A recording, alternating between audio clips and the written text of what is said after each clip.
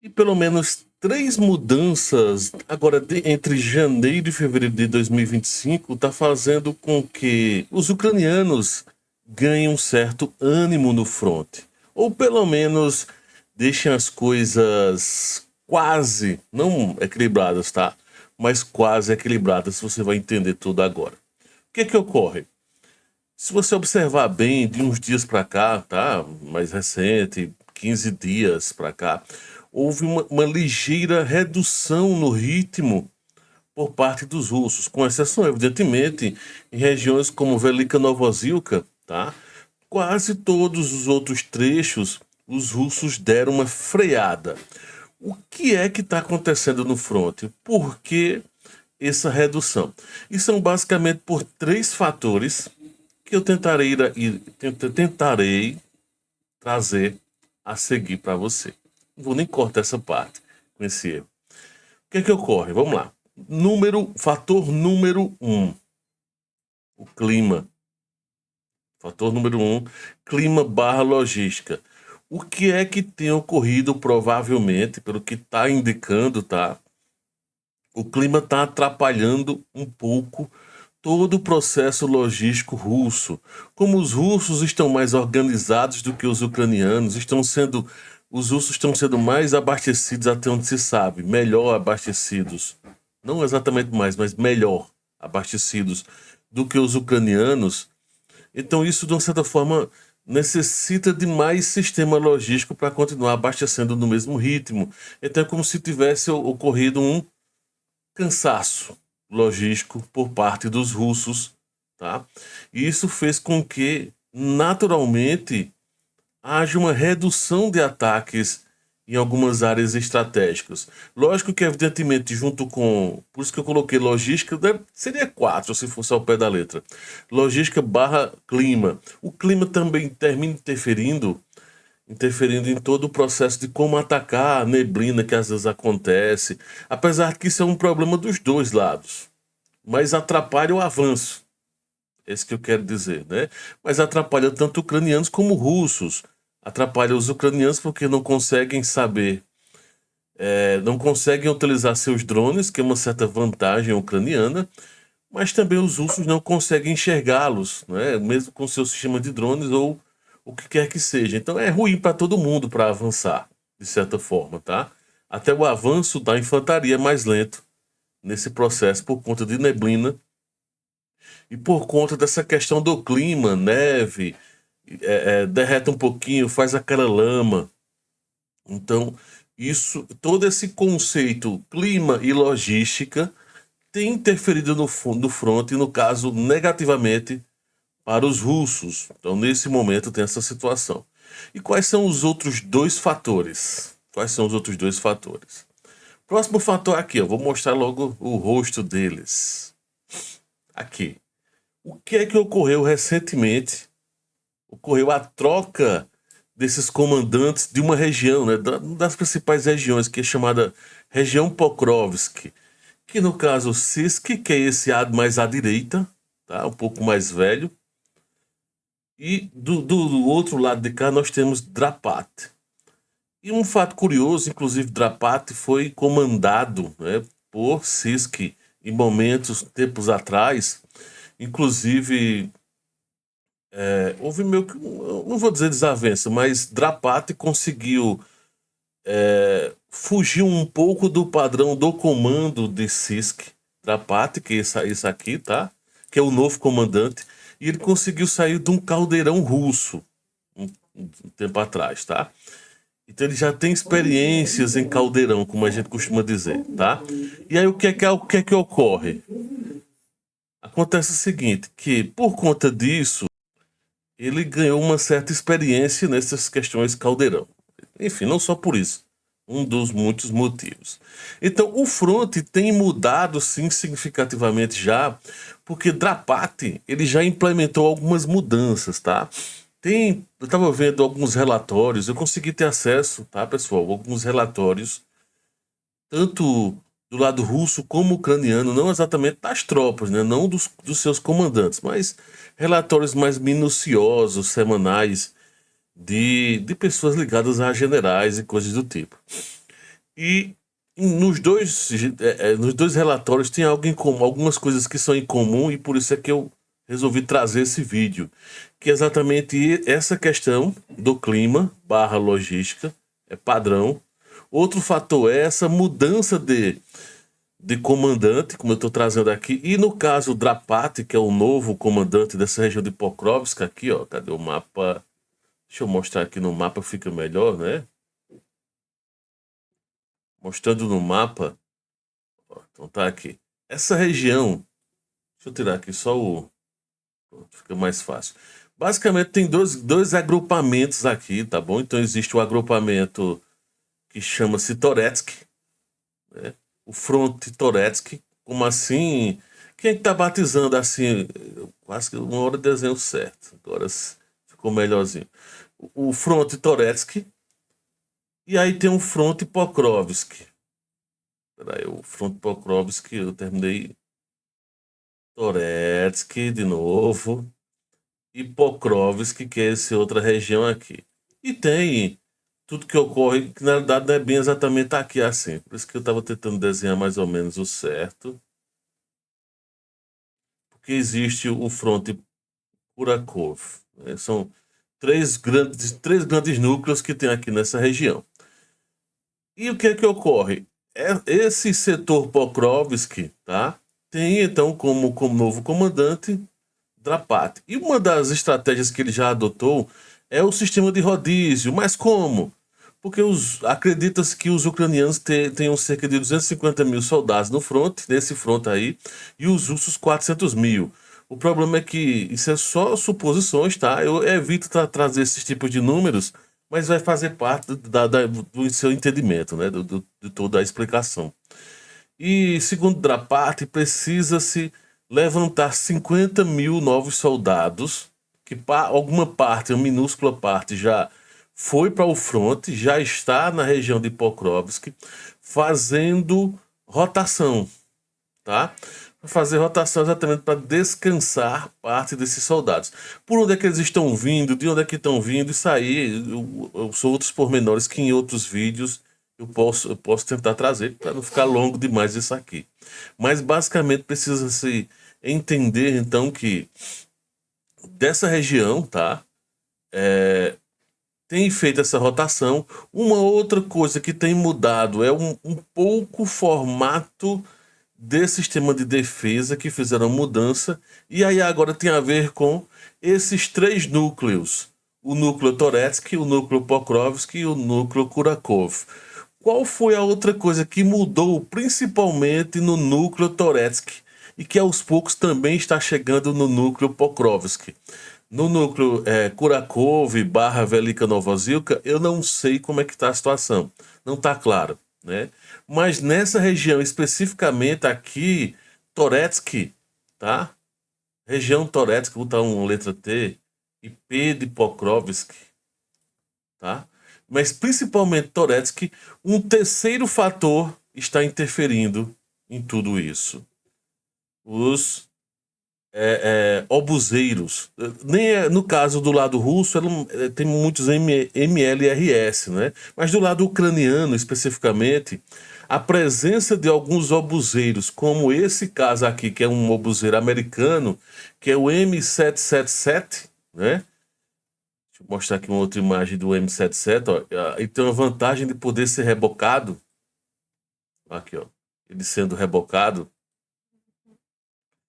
Evidentemente, não são soldados ucranianos, sabe? Eu peguei uma imagem aqui do M777, que é o que eu quero que você observe, né? Isso é de outras áreas que existe, então, a presença dele. Então, é um obuseiro, teoricamente, mais simples de se manusear.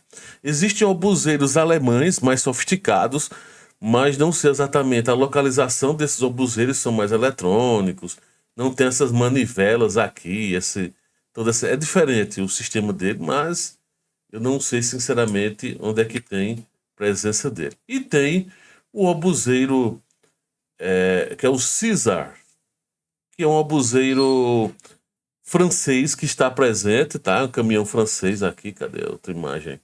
Sei que tem outra imagem, tem não. E o Caesar, ele é que vem fazendo uma grande diferença. Todos eles têm algo em comum, que é, em termos de munição, é o 155 milímetros. E qual é a grande diferença? Tá, Pablo, e por que eles estão fazendo diferença? Os alemães estão enviando grandes cargas desse tipo de munição. Desse aqui, ó, que você está vendo aqui na região, tá até mostrando aqui ele. Então, os alemães estão enviando em grande quantidade e muitas remessas chegaram agora em janeiro, tá? Então, o que é que tem ocorrido? Lembrando que esses obuseiros, eles têm uma capacidade, pelo menos do lado russo, tá? Isso eu tenho um cálculo do lado russo, não tenho do lado especificamente o Caesar ou o M777. M77, tá certo. São 3 sets. Que variam entre 7 a 15 quilômetros, ou em alguns casos chegam até a 21 quilômetros, dependendo do momento, tá? É possível chegar. Mas é uma variação próxima a isso, entre 7 e 10 quilômetros é comum ocorrer ataques. E os ucranianos estão fazendo grandes ataques, já que eles não têm soldados suficientes no fronte de forma organizada. Os responsáveis pela artilharia, os comandantes, os batalhões de artilharia, tá? Conseguem fazer um trabalho, tem feito um trabalho interessante e tem impedido, por exemplo, dos russos, tem que apagar agora, dos russos avançarem, por exemplo, mais ainda, tá havendo uma troca forte, tá? Aqui na busca da M30, essa região aqui, ó, pode ver que os russos deram uma segurada nessa região. O porquê? Presença de artilharia, tá? Do lado russo e do lado ucraniano, mas principalmente do lado ucraniano, que vem segurando as tropas. E aí os russos têm uma quantidade numérica maior de infantaria, porém recebendo muitos ataques, um volume maior. Em todo esse trecho aqui deu uma seguradazinha, está mais lento o avanço por conta da presença também tanto do M777 como também do Caesar. É basicamente isso. Foi aqui, ó, em Velika Novosílka, mais abaixo aqui. Foi aqui em Velika Novosílka, tá? Que tinha a presença de um desses. Tá mais recuado, conseguiram recuar. É o mais antigo, é um soviético, tá? Lembrando que existem outros, eu estou citando esses dois porque são os que estão fazendo a diferença. Mas tem a presença dos antigos obuseiros soviéticos. Eu até estava lendo aqui, um deles aqui, é o Gvozdika. Gvozdika. Os russos têm o D30, Gvozdika também. Esses são artilharia de tubo mesmo, tá? E tem algumas variações do Gvozdika similar ao que, né, nessa versão aqui. Né? Não é só num blindado, digamos assim.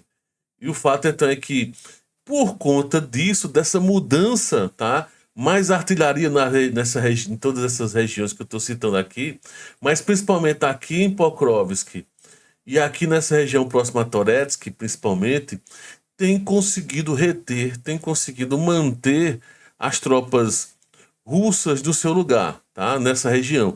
Como é mais difícil usar os drones nessa localidade, em toda essa localidade, por conta da neblina, visibilidade muito baixa, eles terminam fazendo o cálculo aproximado e fazem o lançamento. Lembrando que os russos também utilizam, eu não sei se nessa versão mais recente, os russos estão utilizando aquela versão termobárica lá, o TORS 1A, que é um obuseiro padrão de saturação, como alguns chamam, tá? Então dá a entender que os russos têm falta de munição, tá? Não é exatamente falta de soldados, só para deixar claro. Quando eu falo logística, é logística mesmo, é munição, sair da retaguarda, chegar até o fronte da forma adequada, tá? E também rotação, e também uma rotação adequada entre os soldados. Então dá a entender que houve um certo cansaço dessas regiões, tá? Isso baseado, volto a dizer, em todos os relatórios que vão chegando, em todas as situações em que dos dois lados comentam algo em comum nos últimos 15 dias. Uma maior quantidade de artilharia do lado ucraniano. Uma quantidade menor de avanço russo. E um dos motivos de uma quantidade menor de avanço russo, consideram sendo o uso desses sistemas de artilharia.